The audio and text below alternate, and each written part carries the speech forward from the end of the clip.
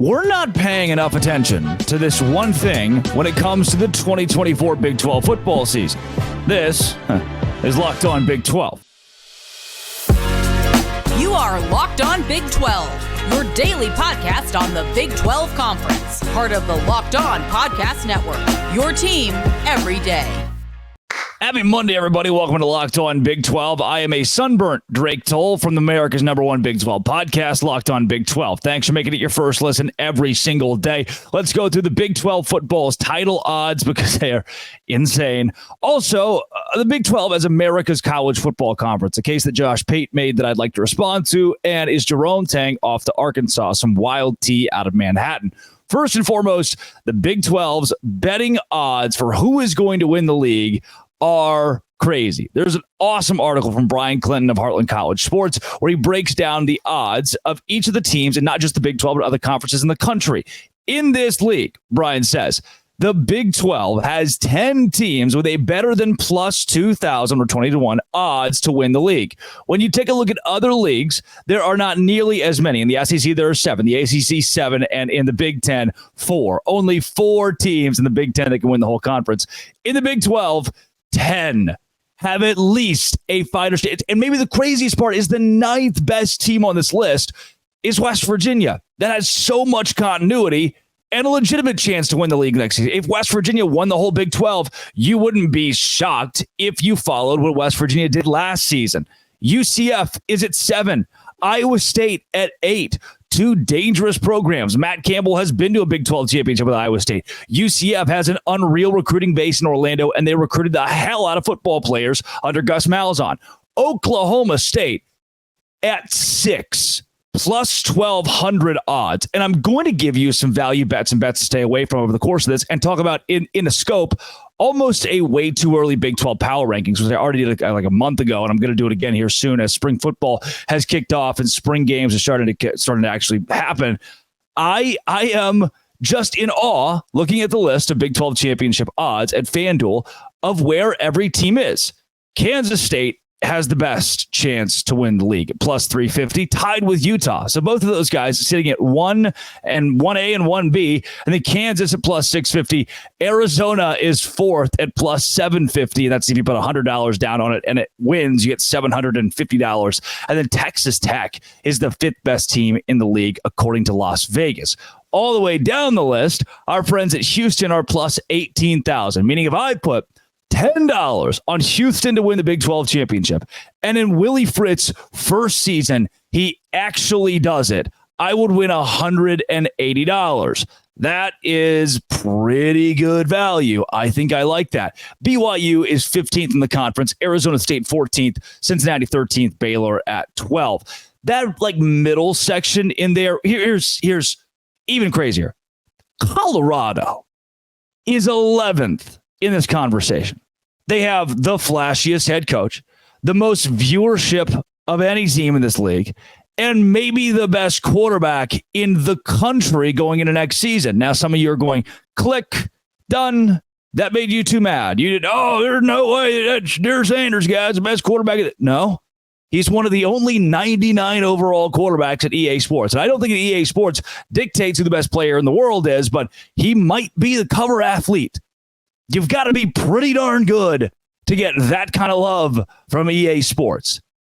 In essence, with this, that's the first thing you need to know that we're not talking about enough. This league, in a word, is chaos. It was when Kansas State and TCU played the Big 12 championship. It was last season when Oklahoma State got blown out by South Alabama and ended up going to a Big 12 championship game. That was nuts. When Texas, who hasn't been able to win a game in the Big 12 in the last 15 years, goes to the title. They fed into the parity of what this league has become in football, and now they exit, thankfully.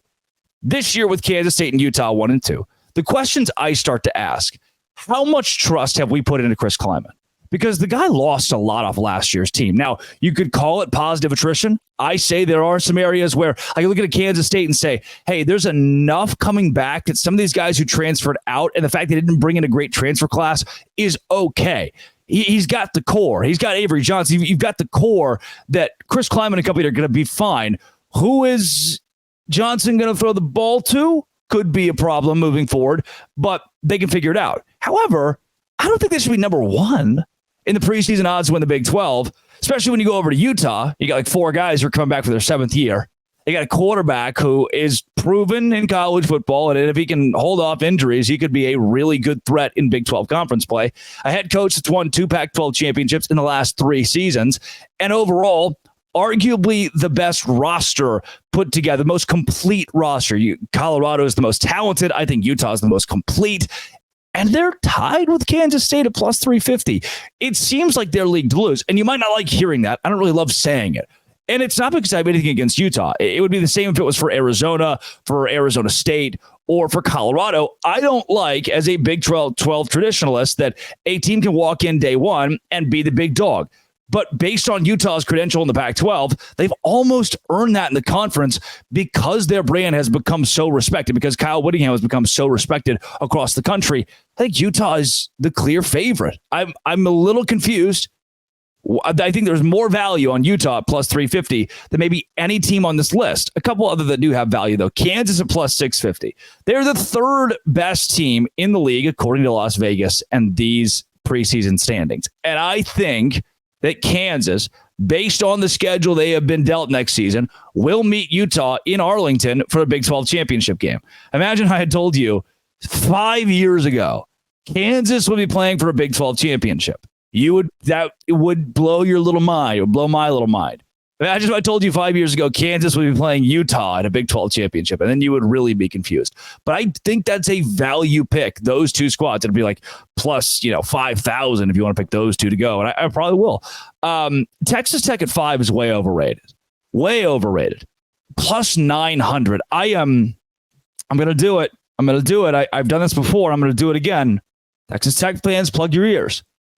I was there. I followed the Chad Morris era at Arkansas. And if you know anything about that, guy was a great recruiter. Just brought in a ton of blue chip, great athletes, some of the best classes that university had ever seen, but could never put it together. Now, Texas Tech, obviously in year 1 under Joey McGuire, put it together, and they're good. And he's a much better coach than Chad Morris ever will be. But I'm starting to wonder, is McGuire going to be another one of those guys you put in line in that category of great Texas high school football coach, great recruiter? He's the recruit whisperer, can bring in a 5-star kid, can go to Baylor's backyard and bring in a 5-star kid, stealing from the old school that he was at, and just can't seem to put the wins together on the field. And it might not even be a McGuire thing. It could just be a Texas Tech thing, because we've seen that in Lubbock. We've seen great Patrick Mahomes, probably your best example of Tech teams that have underachieved. McGuire's regression last season, not great. Them at 5? I don't know. As the team that I picked to go to the Big 12 championship last year, I'm confused to see them ranked so high. UCF at plus 1,200 is worth something. Oklahoma State also at plus 1,200 is kind of wild. I don't know why they're buried behind Texas Tech with what they have coming back. West Virginia at 9 plus 1,900. Hello. Again, I know I emphasized this earlier on the show. Please. Why are they tied with TCU? Why are West Virginia and TCU both at plus 1,900? Then there's the Baylor, Cincinnati, Arizona State, BYU, and Houston. I'm not blowing hot. I use this line a lot, but I'm not blowing hotter up your skirt. Of that lineup, I do think BYU has a better shot than anybody else. BYU's at plus 13,000, Baylor's at plus 5,500. Baylor won't sniff 5 wins, much less a Big 12 championship. Don't waste your money. Cincinnati won't either. Sorry, Scott Satterfield. Though the transfer class is decent. Arizona State, good transfer class. They're just not. Of the teams at the bottom, the only one that to me has a culture and a core that's already built is BYU. Longstanding head coach, has had success recently, has won 10 games in the last 4 years. So I like BYU out of that group to have a hard maybe on being somewhat competitive, but. What you need to know, this is fun to talk about because this stuff's nuts. And what I think it creates is the best conference in America. I can explain. On Locked On Big 12, part of the Locked On Podcast Network, your team every day. Today's show is brought to you by Game Time. And you ever wake up and you go, whoa, it's game time. You ever say that to yourself in the mirror? I do too. My therapist tells me to stop, but I love doing it because I can go to Game Time and get $20 off right now. Any game, like or like a theater event. Oh, traveling Hamilton is coming to town. I would like to go see them. What I do is the things at 7:00. I'm a maniac. I'm buying the tickets at 6:15. Guess why? Because at game time, there's last minute tickets, flash deals, zone deals. I can go to an MLB game for effectively free because it gives you $20 off the first time you purchase with code LOCKEDONCollege. So if your tickets are $20 at MLB game, guess what? You got $20 off. You do the math. Download the Game Time app, create an account, and use code LOCKEDONCollege for $20 off your first purchase. Terms apply. Again, create an account, redeem code LOCKEDONCollege for that $20 off. Download the Game Time app. Last minute tickets, lowest prices, and buddy, that one is guaranteed.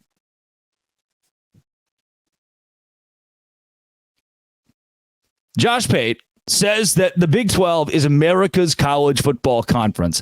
And I just want to take a second to say this is everything. You know, I watched the video. I think John Kurtz is wonderful. If you've watched any of John Kurt's stuff, he does a lot of really quality things on YouTube talking Big 12 expansion. And he recently did a video about, is there a chance Clemson and Florida State could come to the Big 12? That was the crux of one of his last videos. And if you've listened to this show, if you're an everydayer of this show, you know that I don't think it's possible. Dennis Dodd of CBS brought it up. It just seems so far-fetched that Clemson and Florida State would ever come to this conference. Why would they leave the ACC to do that? It's not going to happen. That is not going to happen. And in today, I was in the shower where I have I'm going to tell you about my shower thoughts, where I have all my best ideas. I thought that's the reason I like the Big 12. This is before I even saw the Pate thing. I thought that's the reason I like the Big 12. This league is not poaching other conferences to be transactional. This league is not trying to shake up college football and create maximum chaos. This conference is doing this out of necessity, less so out of greed and more so out of necessity. Going and getting Utah was not something that Brett Yormark was like, oh yeah, I'm going to destroy the Pac-12. Ha ha ha ha. I don't have a lot of remorse for the Pac-12. Frankly, I don't really. It doesn't affect me that the Pac-12 doesn't exist anymore. That might sound a little brash to you, but I still get to do Locked On Big 12 and with a more competitive conference. But the league wasn't looking to destroy the Pac-12. It was arrogance on that conference's behalf. So anyone who goes, oh, Brett Yormark is the reason that league doesn't exist anymore, they're completely wrong. The Big 12, again, they're not an orphanage. You're not just taking teams that, we'll take you, Oregon State. We'll try to do something with this. No, it's a business, but it's not one that's run off of greed as much as it is, again, necessity. That's the right word. What the Big 12 needed to do to survive, it did. And that goes back to Bob Bowlesby bringing in UCF, BYU, Cincinnati, and Houston, and what each of those individual schools brought to the table. Now back to the Pate take, that this league is somehow America's baby. It absolutely is. Goes back to the fact that 10 teams are within odds to win the conference this year in football. There is nobody else that exciting. There's nobody else that matters that much. Guess what? We don't have a Georgia. Guess what? We don't have a Vanderbilt. We don't have a Northwestern, who I guess is good now, so I can't keep using that. Purdue, maybe. Pick a bad Big Ten team. It's like half the league. We don't really have those. We've got a lot of really gritty competitive teams, all the way down to the fact that the 10th best team in the league, according to Las Vegas odds to win the conference this year, is TCU. They played for a national championship game 2 years ago, and now they have the 10th best odds. The same head coach, 10th best odds. West Virginia returns effectively everybody, 10 offensive starters. They are 9th preseason in the conference. What that tells me is you are staring down the barrel of the most fun league in the country. That does create a bit of a problem. And I brought this up before. Parity doesn't equate to revenue. And what do we need? We do need revenue. We don't want to be greedy, but we want to survive. The ACC making more than us in the new college football playoff revenue distribution is a raw deal. The SEC and the Big Ten doubling up the Big 12, that's a raw deal. What's fun is the gameplay. Is a Kansas State, Utah. I love the idea of Texas Tech and Arizona, or a TCU and Colorado. That being a conference game, and now like on display. Look at the team in TCU that came to backfill when Colorado left, and they get to duke it out with Big 12 on their jerseys. That's awesome, but does it equate to money? The answer is maybe not as much as the Big 10 of the SEC, but that's what makes the league great, because now it's for the everyman. Parity isn't going to generate a ton of money. For some reason, people love to see Georgia slam Vanderbilt. And then the very next week, slam Mississippi State. And then the next week, they get to slam Missouri. And then they get that one kind of fun matchup against Florida, who they beat the heck out of them too. Whereas in this league, you might get West Virginia playing Iowa State, then West Virginia playing Oklahoma State, then West Virginia playing Utah. That 3-game stretch, a realistic stretch in Big 12 play, is fantastic. You just don't really get the night off, the off game. I don't see a world. There are very few matchups that I can conjure up in my mind where you go, oh, that's a 10-point spread. Kansas State goes on the road to play Arizona State. That's probably like a 9.5-point spread. Kansas State, who's the odds-on favorite to win the league, right there with Utah, goes on the road to play Baylor. That's probably an 8.5-point spread. Utah goes on the road to play West Virginia. That's a 2 versus 9. West Virginia might be favored, or if Utah is favored, it's probably within a field goal. You don't get that with Ohio State and Illinois. You don't get that with Michigan and Indiana. That only comes from this conference. And it's not just the competitive nature of the league that I think makes it so appealing to the everyman. It is instead, you look at this conference and see gritty blue collar programs. Manhattan, Kansas. That to the general viewer, to the average American, is not sexy. Morgantown, West Virginia. Ames, Iowa. Stillwater, Oklahoma. Lubbock, Texas. Waco, Texas. These are programs that are viewed so poorly by a lot of the country that still compete, that still put it on at the top level. And at the same time, you have those. You also have Orlando. You have Salt Lake City. You have Fort Worth. You have Boulder. That is a and some-ish sort of regionality to an extent. That, my friends, is a beautiful flipping thing. This league is art. It's poetry. And I love it. I think you should too. It's America's conference. The SEC's not. It's not. We're tired of seeing Alabama kill Mississippi State, and then they go kill Arkansas, and they go kill Western Kentucky. Like, that was your 3-week stretch. Sweet. Nobody likes that. You know, they like us. I like Jerome Tang.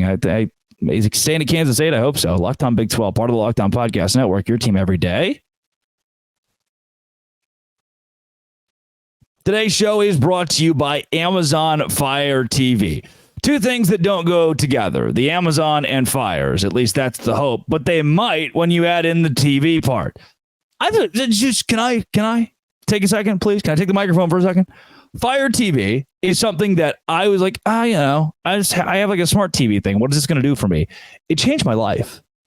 They have these Fire TV channels that deliver a constant supply of the latest videos from your favorite sports brands, and it's all free. So you even get like Locked On. You can just like boop, boop, boop. It's right there on Fire TV, Locked On. And you get big pro leagues, the MLB, the NBA, college conferences. They let you dive into game analysis, highlights, and more. You can watch March Madness, the NBA, MLB. It's convenient. It's the most convenient thing that I've used. News, entertainment, gaming, travel, any of that stuff you're into. Amazon Fire TV. You can check out Fire TV channels on Fire TV and Alexa devices. I bet you have an Alexa. Hey, Alexa. Did that work? Did that do it for you? Did it?